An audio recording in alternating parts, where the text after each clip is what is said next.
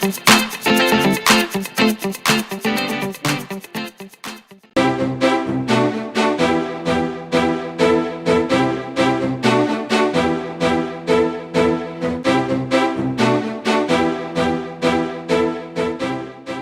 Panasonic LX100 delivers really good photo and video quality, a great set of features, and class-leading performance.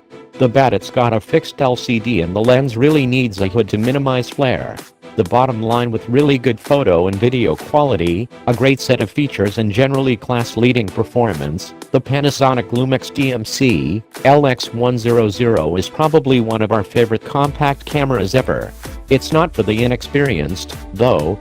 Panasonic retakes the lead in the advanced compact competition with its LX100.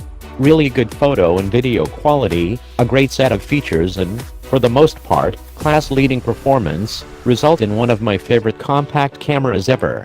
Despite a full auto mode, however, newbies might face a steep climb up the learning curve. At $900, £800, or $1,200, it's also pretty expensive if you're just looking for an upgrade to better photo and video than whatever you're using now. As a companion for a DSLR or an alternative to a mid-range interchangeable lens model, though, it's definitely worth considering.